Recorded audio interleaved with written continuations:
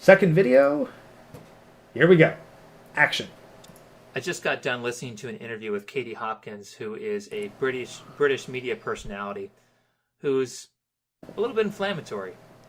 And she has a series called My Fat Story, where she is apparently, I don't know too much about this, but she was talking to some women who were noticeably overweight.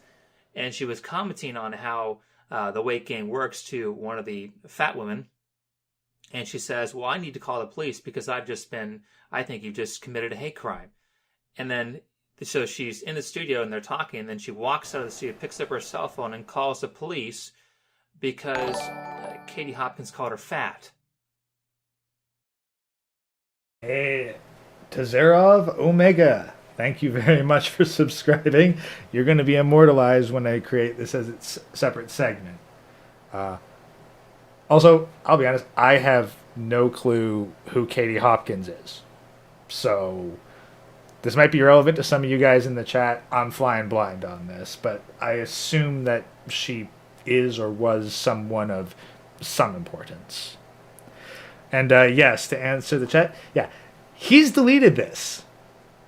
He's deleted a ton of videos, and we're going to go through these one by one, and I'm going to milk them for content. So enjoy. There's going to be a lot of cult meetings. And since we're probably only going to get through like 2 or 3 of these a meeting, I got content for the next year.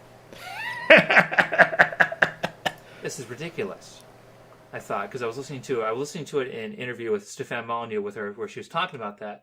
And I thought, I can't believe Britain has gotten to the point where you can report somebody for saying things that you don't like. Not like, I'm going to kill you. Of course you can report someone for saying that, but it's just saying, there's this thing about you I don't like, so I'm going to say it. And then she goes and calls the police. Elena, if you want to get a message across to me, Streamlabs is at the top. You lost your free speech privileges, now you have to pay for it. It is this kind of slippery slope where it's like, in the past you've seen certain patterns happen, where just recently, a couple big events, like Alex Jones just got banned off the entirety of modern social media. He got banned off of Facebook, though ironically he still runs ads on Facebook. He got, maybe they changed that, but I've seen tons of InfoWars store ads on Facebook recently. He got kicked off of Apple, Twitter, YouTube, all the big social media platforms all at once. And there was this whole big thing about it. Well, they banned Alex Jones because Alex Jones is obviously kind of a nut job, and they banned the craziest of them.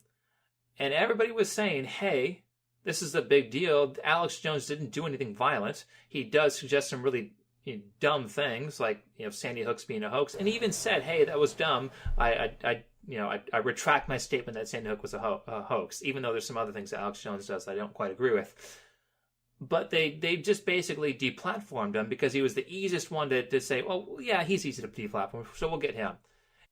Deplatforming and disavowing someone because they said something disagreeable and controversial? I wonder what kind of person would do something like that. Definitely not the creator of this video. He'd never turn against something that he believes in simply because a small group of people were saying inflammatory shit on Reddit. No. And everybody was saying, hey, we got to watch this because they're going to come for us too. And of course, there's this big event that's been going on for the past month where Sargon of Akkad was banned from Patreon for calling some Nazis the N-word.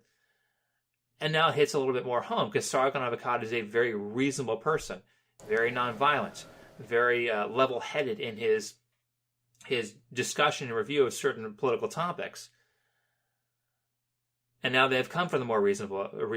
Fortunately, at this point, the crazy left does not own the media anymore, so they can't just bury this under the rug, whereas the truth owns the media. Now, I can't say the right, because the right makes mistakes too, that are very, very... Okay, the truth owns the media? Gentlemen, after the past couple years, would any of you believe that the truth owns the media? Or exactly how wide is the definition of media? Because, yeah, after the past couple of years, I wouldn't necessarily say that the truth is the one in control of the media. Similar to the left mistakes. They're just not the guilty party right now. But now truth holds over the media.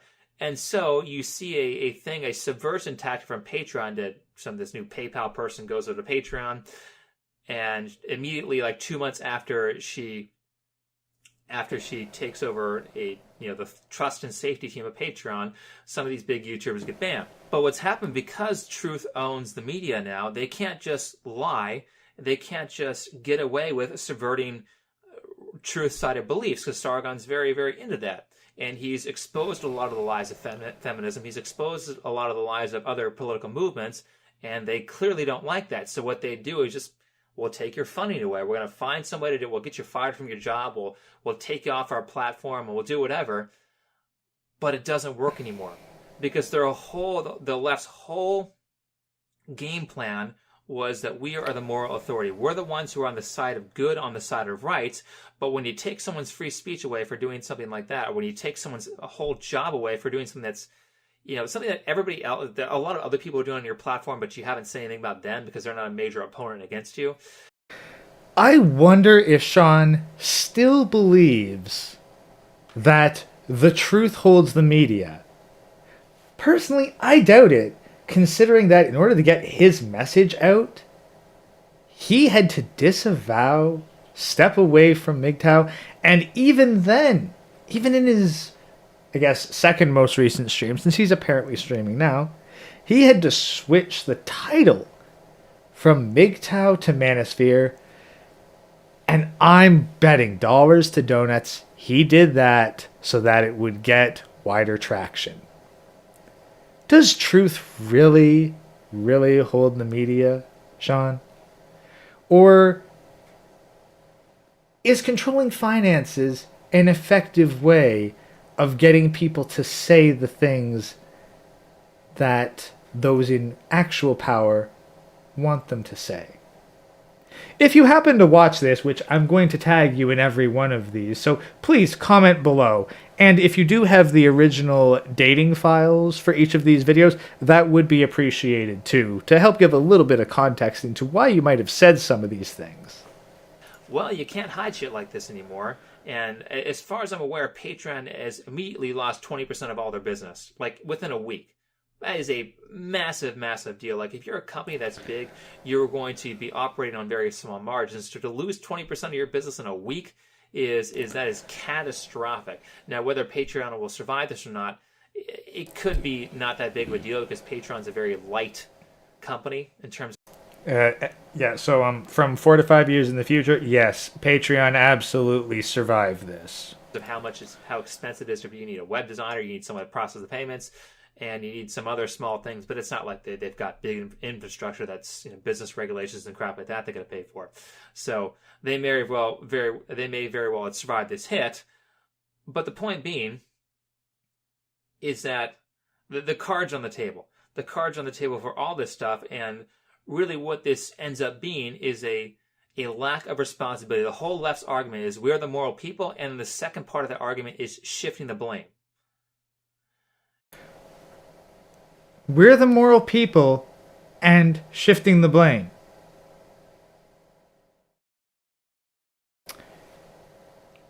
I wonder if he can see the irony. I do sincerely hope that he rewatches his own videos. I honestly, let's be honest, Sean. The only way that you're going to be able to prevent this stuff is if you react to your own videos. Because the only reason that I'm doing this right now is because you won't. You hid this shit. You buried this shit. But I think it'd be fascinating for you to rewatch your videos from half a decade ago, 4 years ago, and see whether or not you actually still agree with them. I mean, heck, this is the highest number of concurrent viewers, so clearly clearly this kind of stuff has an audience. And if you're looking for content for your streams, which, given that there isn't much content in your streams, I'd say you are, I'd suggest doing it. Good practice to also get you past that hour and a half mark before your voice gives out. And a part of that shifting the blame, especially as I specifically picked this topic because I wanted to talk about genetics, and I wanted to talk about being overweight. And as someone who was a personal trainer, is a graduate of exercise science, and is a current yoga teacher, I'm someone who's been in the fitness world quite a long time, and at least, as far as I can tell, at least the fitness world is not buying this bullshit where, fat is genetics, oh, don't body shame, don't do all this stuff, which are all of our safeguards against being overweight. It's like, maybe you take one tower down, and as you've had the power longer and longer and longer, you start dismantling every single fail-safe that we have against this. So maybe one of our fail-safes was the food industry, and so now that's... one of our fail-safes against being overweight was mom was at home. And so feminism took mom out of the put mom into the workforce, which means she can't cook food for her kids anymore, which means they're going to buy the most easy-to-do processed crap you can possibly get, and that threw a massive need for processed foods into the market, which means, okay, so now mom's not making food. We need to produce cooked food for millions of people. Let's make it as cheap as possible. Let's make it as addictive as possible. And let's make it as high calorie as possible because those are the base desires that people want. It does not take terribly long to cook healthy meals. It really doesn't. Big complex stuff, sure. Like a roast, okay. But if you want to make some pasta, which is pretty healthy, that does not take terribly long. And you could pre-make it. You could batch make it. These women are not working 7 days a week. This is not a matter of, oh, mom's too busy. Like, single dads. Like, no one's complaining about single fathers running out and having to buy all their kids like freaking like McDonald's. No. It's single mothers that do that. Donations equals freedom of speech. Yeah. Well, that's the thing. You can talk in the chat for free, so long as you're reasonable, sensible, and you're not being needlessly antagonistic. These are videos that are going to go up. But if you manage to annoy me or my mods, then I'm going to make you pay to speak during the stream. And keep in mind, this is just during the stream. These will go up on YouTube as their own separate videos. If you want to post your own sources, links, video essays, you are more than welcome to do that. I can't and won't charge you for it. More than free to respond to this, just whether or not I want your content in my video, that entirely depends on A, if I like you, and B, if you pay. Because if you're willing to pay, it doesn't matter whether or not I like you. That's why I made the text-to-speech pretty bloody cheap. But I'm getting off topic. Let's continue. Otherwise, our businesses aren't going to survive. So they took women out of the workforce. They did some other things as well. Also, I have no idea how to pronounce your name. SLID 76F38727E5AB 3B96. I appreciate your $6.79 donation. I have no clue what the heck your name is supposed to mean, but I do appreciate it. Thank you. They've gotten rid of fat shaming. So now it's at least in Britain, it may very well be a crime to call someone fat. It may not be the case now. The police might have just laughed at her, but there are a lot of things in Britain that are going on right now that make that very, very scary. And I like to think of this the way I think about firearms. In firearms, you have a couple different realms of safety when you are dealing with, like, let's say, a rifle. Because it's very easy to, if you don't follow the rules of safety, it's very, very easy to actually shoot somebody. Just like in a car, it's very easy to accidentally plow into someone on the street. So there's certain rules you have to follow. That way you don't get hurt. And so a couple of those rules are make sure that your fingers are off the trigger, which is a rule that every single Hollywood actor breaks, despite the fact they'll Finger off the. Alec Baldwin could murder somebody because he didn't follow that. Continue. have like this high grade, 6-month military training in how to go around corners, how to reload quickly, but they just miss that part where you don't put your finger on the trigger conveniently, even though it is the first rule of firearm safety. You don't point the gun in a direction, or you don't point the gun at something you're not willing to shoot or kill. You always have it pointed in basically the safest possible direction. You know what's beyond your target. You know what your target consists of. You know what's beyond it that way, because bullets do go through stuff. And you have the safety on where it's applicable. Not all guns have safeties, but a lot of really important ones do. Honestly, Shinobi one, if I start to get a decent enough income, I will absolutely pass some shekels onto the mods. Like, normally I'm running on a margin of absolutely nothing, so I wouldn't object to paying the mods for their time, because I do appreciate the work you guys do in the chat. So if you happen to have fucked one of those up, if you happen to have kept your finger on the trigger, well, safety's on. If you happen to have kept your finger on the trigger and you pull the trigger with the safety off, well, you're not pointed anywhere, so it didn't matter. But if you take all those safe havens and you take all those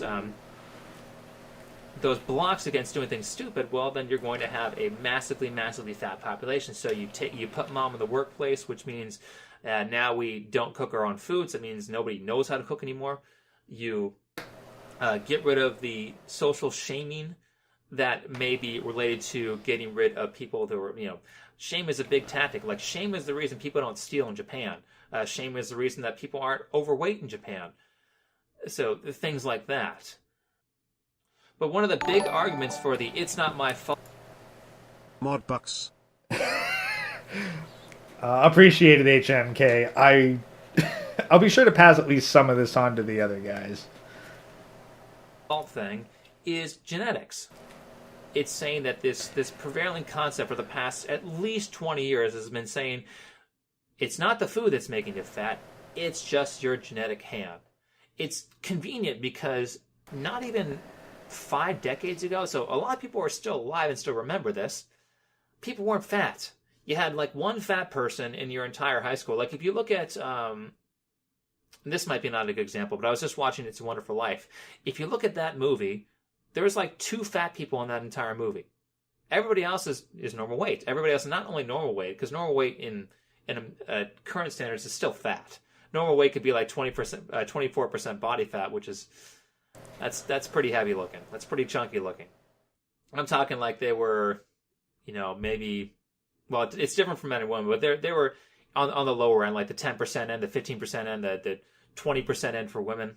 So we just had that happen, and now magically in 50 years, even though it takes thousands of years, if not tens of thousands of years for genetics to actually change, magically in 50 years, genetics is why people are fat. That's not the case. I don't want to look at myself. I don't want to see myself as responsible, so I'm going to find anything I can blame and blame it on that. Oh, I'm an Indian, so the Native Americans or I don't know, what First Nations people, as they call them in Canada, they had this genetic predisposition to store fat because food was very scarce, which why don't we all have that? Food has always been scarce until recently. Funnily enough, I was actually taught in elementary school that the reason that we get fat... Ooh. Mods, buy yourself some Robussy.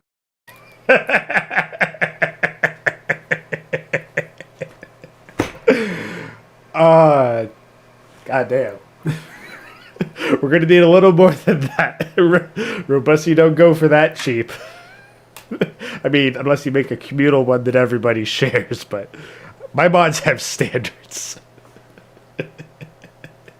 Thank you very much, though. Oh, that's the thing. Like, I was literally told in elementary school, I'm pretty sure it was elementary school, that the reason that we store fat is because we evolved to be prepared for starving times, and that's why it's not a good idea to go on a starvation diet, because your body is more likely to put all the calories that you get into your fat. And that if you want to lose weight, you should instead have frequent meals so that your body does not think, oh, we're starving, we need to stockpile fat. This was many years ago.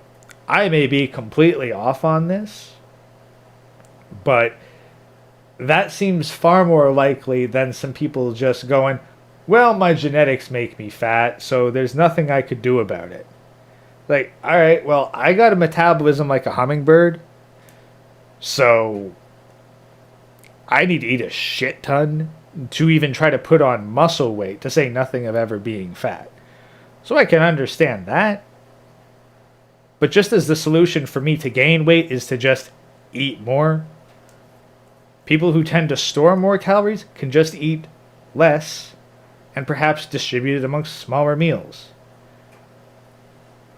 You adjust your behavior to suit your circumstances. No one is forcing you to eat the exact same portions of the exact same foods as someone else. This is an issue of self-control. Or it's, I've got polycystic ovarian disease, so I just get fat. Well, let me just say this. If you were to... There's a principle in chemistry that's one of the laws of matter, which is matter cannot be created or destroyed. So if I were to take you and put you in a room where there was nothing but a toilet, and I were to leave you in that room for 2 months... Only mods.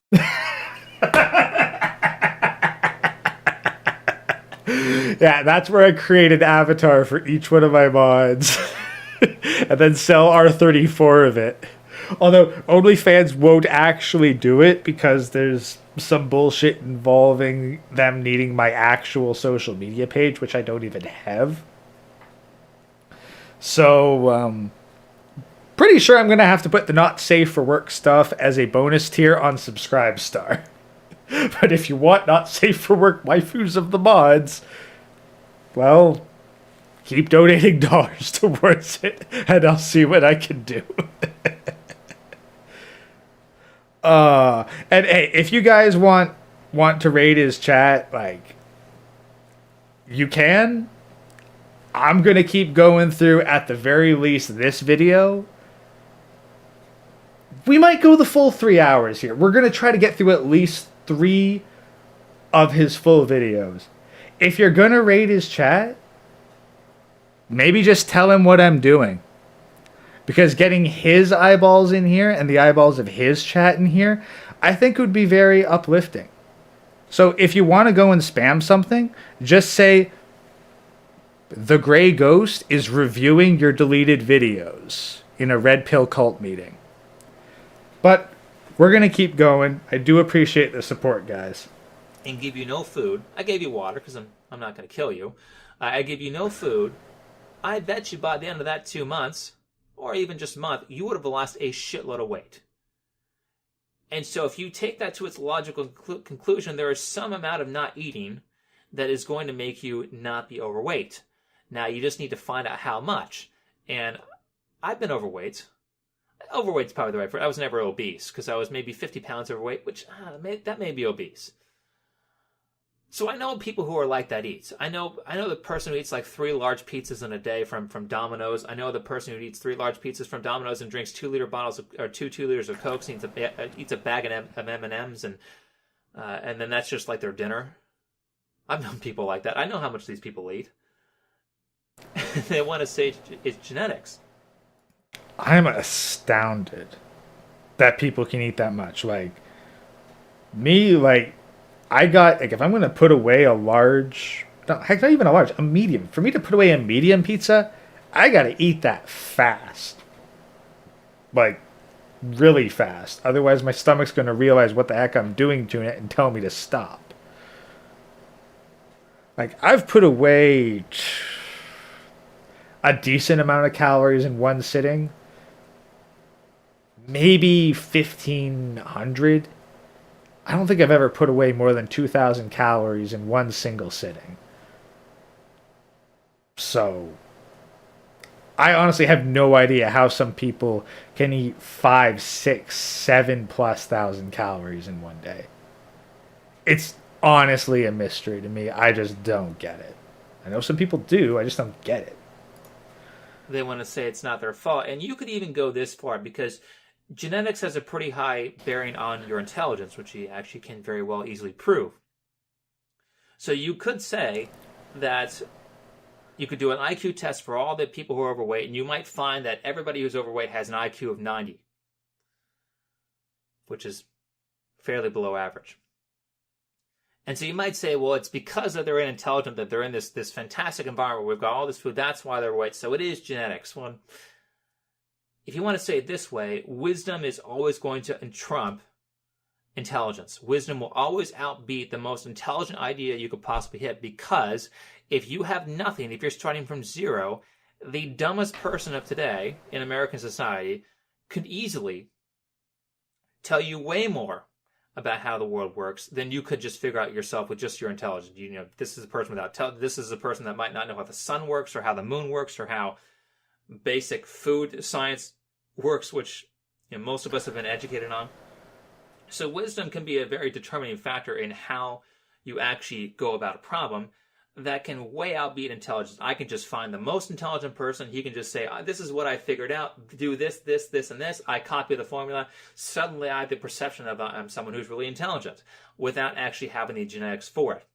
So if you are saying it's genetics, if you are saying it's not your fault, if you're saying that there's nothing you can do about it, that is all blame shifting, because we've got more than enough wisdom of how to lose weight. Now, to be fair, there has been a lot of bad information in media. There's been a lot of media companies who just want to, sell shit and make money. I want to sell this shake that is like Slim Fast when Slim Fast is supposed to make you lose weight. How? It's just a protein shake. Protein shakes don't make you lose weight any faster than just eating actual food. Hey, Cavill, thank you very much for the subscribe. Welcome, welcome.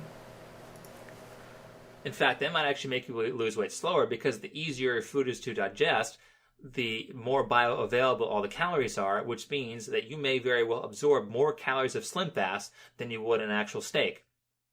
Though you're going to have to ask a biologist for that. So this shifting of responsibility, shifting of blame is, and I think the reason that these people are, especially the ones who are particularly overweight, especially the one from this story with Katie Hopkins, which I'll probably just link the 40-second video in the description, is that if she is wrong about this, if she is wrong about being overweight, if she is wrong about the responsibility, or the lack of responsibility, what she's probably wrong about is a lot of other things. These things don't just happen in isolation. These things are always multi-tiered, multifaceted problems. So someone who is overweight, especially if they're like 100 pounds overweight, if they're like massively overweight, chances are they have way more problems than they're letting on, which is what led to the obesity, especially problems at home. So saying that it's genetic is like saying, well, I had no way to control this. There's no decisions I made that made this happen. It just happened because that's how it is. And that's probably that's probably what they believe about a lot of other problems. I'm not successful because I'm black. I'm not successful because I'm gay. I'm not successful because I'm a woman. You're not successful because you don't work hard. You're not successful. You may have expectations that are way too high. So you may think that you're going to be president of the United States when you've barely even passed a high school arithmetic. Sorry, let's say elementary school arithmetic. That's not going to happen. You have to be realistic about what you can do. Or the fat version of that is maybe you think that you can lose 20 pounds a day every single day until you are normal weight, which is certainly, I thought you could do ridiculous things like that when I was younger, because there was no education on that. And speaking of that, why don't I just give my 3 minutes or so on how to actually lose weight, just in case you happen to be confused.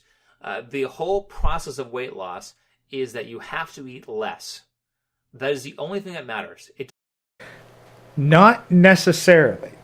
You have to eat, like, as I've been told many times, you have to be in a caloric deficit. You can eat the exact same amount if you increase the amount of calories you are burning. Like, for example, if you sit in a desk all day and eat 3,000 calories, you're probably going to be in a caloric surplus and you're going to get fat. If you eat 3,000 calories a day and you spend 8 to 9 hours a day moving around heavy shit 5 to 6 days a week, you're probably going to be in a caloric deficit and lose weight. The amount of energy you expend is the other factor. How much you eat is just how much energy you are taking in. It is not the only factor. It is a factor. Now, maybe he'll get to it in another couple seconds, but for someone who apparently graduated from exercise science, I feel like this is something pretty big to overlook. It does not matter what type of food you eat. It does not matter how much you exercise. It does not matter. I'm going to play that again. Just go back 10 seconds. Play that again. The process of weight loss is that you have to eat less. That is the only thing that matters. It does not matter what type of food you eat. It does not matter how much you exercise.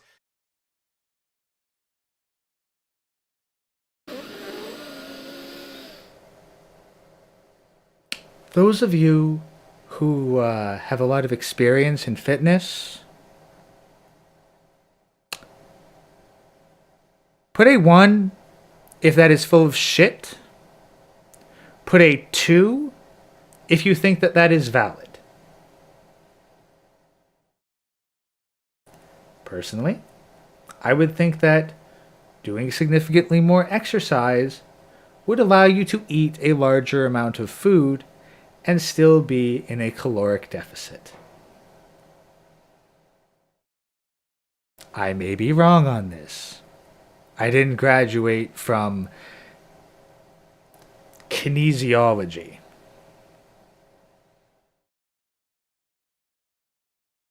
Seeing a fair bit of ones.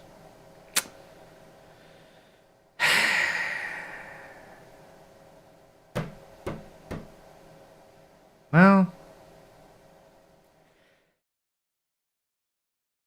guess that goes to show that you spent how many years of your life getting a really expensive sheet of toilet paper, huh? Continue. It does not matter how stressed you are.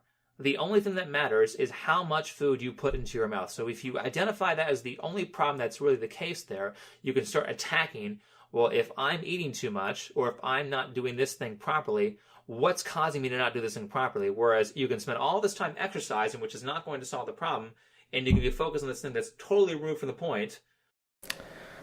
Sorry, Frost, you missed it? I'll go back to where he says it. That is the only thing that matters. Now we'll go back to...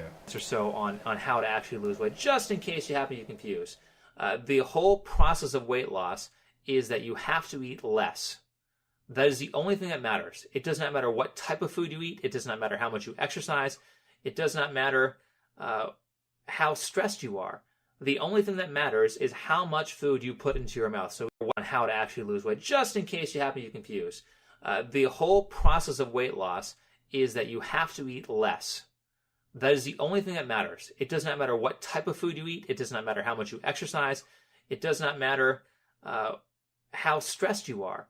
The only thing that matters is how much food you put into your mouth. So if you identify, just in case you happen to be confused, the whole process of weight loss is that you have to eat less. That is the only thing that matters. It does not matter what type of food you eat. It does not matter how much you exercise. It does not matter how stressed you are. The only thing that matters is how much food you put into your mouth. So if Again, this is a graduate of exercise science. Graduate. He's certified in this. He's supposed to be an authority in this. I just had to repeat that a couple times just to make sure that it got through clearly. We shall continue. you identify that as the only problem that's really the case there, you can start attacking, well, if I'm eating too much or if I'm not doing this thing properly, what's causing me to not do this thing properly? Whereas you can spend... Frost, he did not say that you have to be in a caloric deficit. He said, all that matters is how much you eat. You're giving him too much credit by saying caloric deficit. Because I could eat the exact same amount every single day, and there would be a big difference in my caloric deficit or surplus depending on how much work I did throughout that day. The guy who sits on his ass and plays video games or does work from home on the computer 6 days of the week is not burning as many calories per day as the dude who either works in construction or goes to the gym 6 out of 7 days of the week. You know this. I know this. And I don't think either of us had to spend a shit ton of money to get a certificate proving that we know this. All this time exercising, which is not going to solve the problem, and you can be focused on this thing that's totally removed from the point, and then not have that you can put all your effort there and then get tired out and give up after that doesn't work, because that's not what works. So eating less calories in versus calories out is the number one way to lose weight, is the only way to lose weight. Even if you exercise, you'll just eat more after exercising, and you'll say, well, I just did a 2-mile run. I guess I can go eat a whole box of Oreos, and not realizing that a 2-mile run maybe burns 300 calories. A whole box of Oreos is like 2,000 calories. No. Now you're being disingenuous. Maybe that's not even the right word. Now you're backtracking, saying like, oh, well, if you exercise more, then you'll eat more. No. You may be hungrier, sure. You may be hungrier after doing a full day. But just because you exercise doesn't mean you have to eat. You could eat the exact same thing and exercise. To say that exercise inevitably means that you're going to eat more is wrong. And that it has to be a box of Oreos. I'm sorry, if you're the kind of person to put away a box of Oreos, I don't think whether or not you exercise is the initial problem. I mean, sure, I'll put away more food on days where I work out, on days where I've done a hard day's work. But I'm also capable of doing other shit so that I don't pack away extra food. I run a caloric deficit on a daily basis simply because I'm too busy to eat. I don't have the time nor the money to eat a bloody pack of Oreos. Box of Oreos. So to say that all you need to do is eat less and that exercise will inevitably make you eat more, that sounds ridiculous. Just sounds outright ridiculous. Because if you can't help but eat a box of Oreos after you go work out at the gym for an hour or two, then the problem is not what you're eating or how much you exercise, it's your self-control.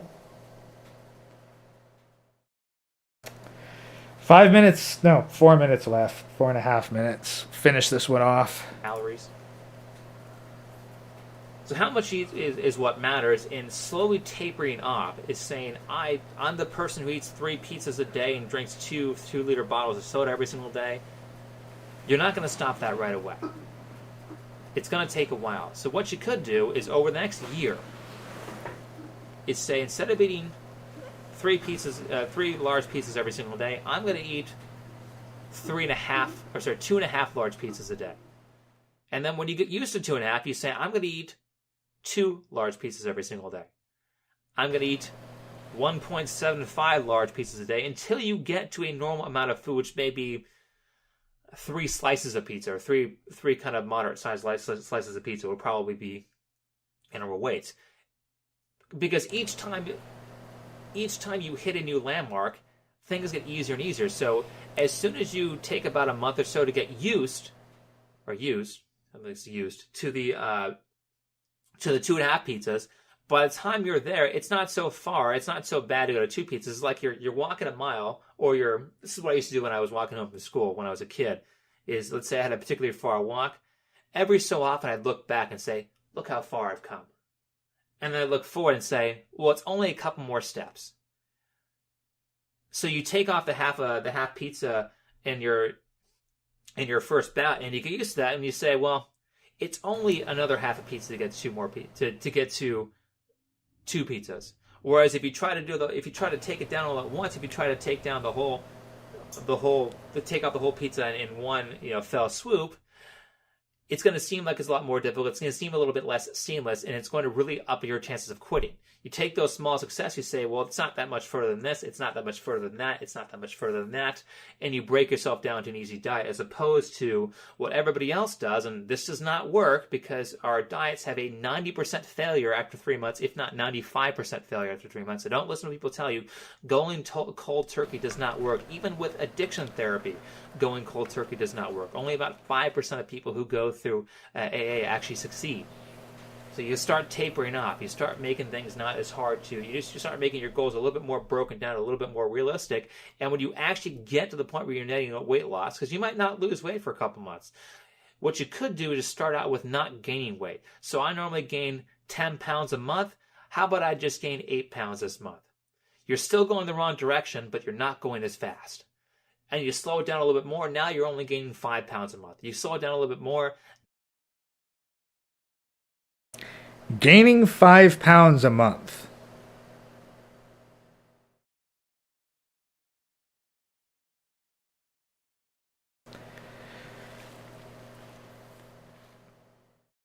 If you went from gaining 10 pounds a month to 8 pounds a month to 6 pounds a month, by the time you hit zero, let me just do some rough math here. 10, 18, 24, 28, 30.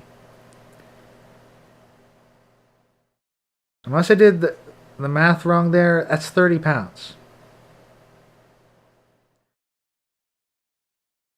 And gaining weight at a consistent 10 pounds a month before that. Like, I get it. It's an example. He's pulling this out of his ass as a rough example. But if someone is consistently gaining 10 pounds per month, they've got serious problems. Because you'd have to recognize that early. Because think about that. If you go 1 year of gaining 10 pounds a month, that's 120 pounds.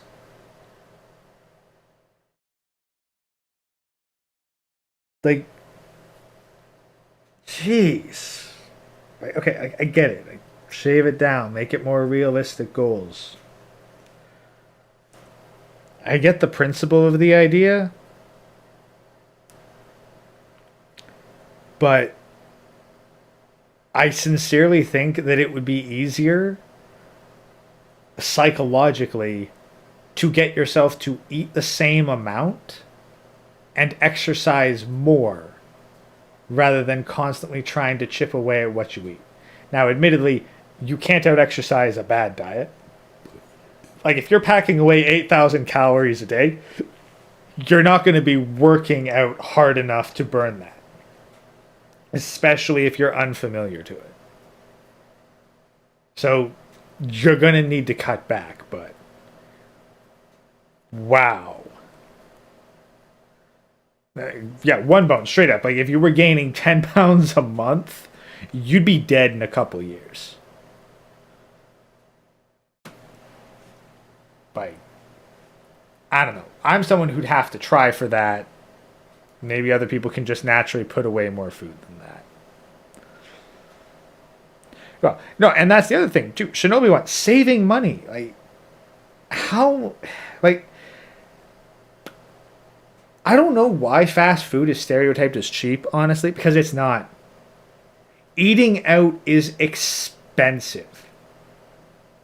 Like, compare the price of one hamburger combo, soda, fries, burger, at McDonald's. Go to your grocery store then. Burger, buns, fries, soda. I'm willing to bet that you can get 8 burgers, 8 buns, like a couple pounds of fries, and a 2-liter soda for less than the cost of 2 basic combo meals at McDonald's. The only thing that fast food saves you is time and not having to cook it if you don't have the location. Like if you don't have a stove top or something, or an oven, or a barbecue or whatever. Like, it is time and convenience that it saves you, not money. Anyway, almost done this. He's just going on this side tangent about how to diet effectively. Honestly, I was hoping for something better, but it's his second video. We have a lot more to get through. Now you're getting 2 pounds, and eventually it's 0. And then when you start going in the right direction, you can only go so fast. It's very easy to stop yourself from going in the wrong direction, but it's really hard to actually make positive steps towards the right. So what you do in that case is ultimately you go for half a pound a week of weight loss. What's that, 25 pounds a year? 26 pounds a year? And then maybe you go for a pound of weight loss for every week. And then most, if you're really, really good, if you're really, really disciplined, maybe you go for 2 pounds a week, 100 pounds a year. And that's how you break this process. That's how you break this cycle. And the whole time that you're slowly doing this, you're not just doing the weight loss. You're working on every single other psychological problem that could cause you to gain weight in the first place. Okay. Do you know what, personally, amongst people that I've met, do you know what I found the number one gainer of weight to be? Christmas. Social events. Anywhere alcohol is served. That's where I see a lot of people gaining weight. You can talk about consistency, but people do not have consistent diets. They don't eat the exact same thing day after day, week after week, month after month. It changes quite frequently due to social events. So, trying to create those kinds of goals, like, I'm sure everybody's met that one person who diets from like January until the summer, trying to get that nice beach bod, and then as soon as Thanksgiving, Christmas, New Year's, as soon as all that stuff shows up, out the window, they eat and drink, and they gain back all the weight.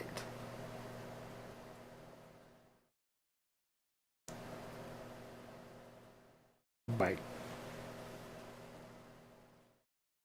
You can't expect consistent weight loss over an entire year. There's going to be some parts where it's faster. There's going to be some parts where it's slower. And here's the thing. If you are trying to get some kind of constant grade, then all it's going to take is like, I broke my record. I had too much to drink. I was out for a social event because it was a friend's birthday, or it was Christmas, or it was like a whole bunch of holidays and I had too much. Then they're going to psychologically break. Whereas if instead of trying to get them to consume less, you got them to exercise more, and you'd at least have some goal that they could positively work towards.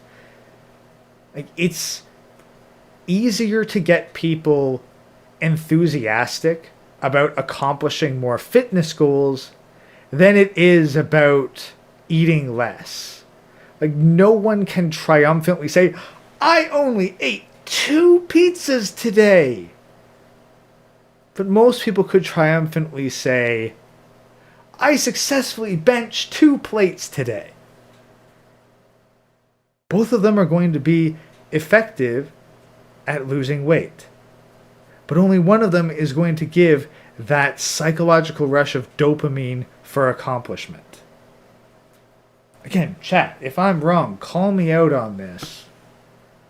But I really think he's completely off base. 1 minute to go. Every single family problem you have, every single problem at work, every single problem with your kids, your friends, or whatever, those are all the things that are going to make you overeat, and those are all the things that will break you down. And those are all the things that you're going to blame genetics on because you don't want to actually look at the real problem. Or those are all the things that people are going to blame genetics on because they don't want to actually look at themselves and look at their own problems. it's the same thing that drives people to socials, and the same thing that drives people to saying we need to have a universal basic income is the idea that genetics are the cause of everything, and none of my decisions actually matter. It's all just fate. It's all just predestiny. And well, we'll call that a show. So thanks for listening. If you are new to the channel, please and you liked it, please throw a like on this video. That really helps. Maybe you have something to say about how wrong I've been about this situation, or how right I've been, or maybe you have some type of reference to make somewhere else. You can go ahead and throw that in the comments section. Or if you really like this channel quite a bit, how about a subscribe, and how about a view on some other video of my content. So I'll see you in the next one. Can't comment on a video that's not up on your channel. So if there's any further information that you guys would like to post, by all means, post it in this comment section, because Sean here has made it impossible to comment on his.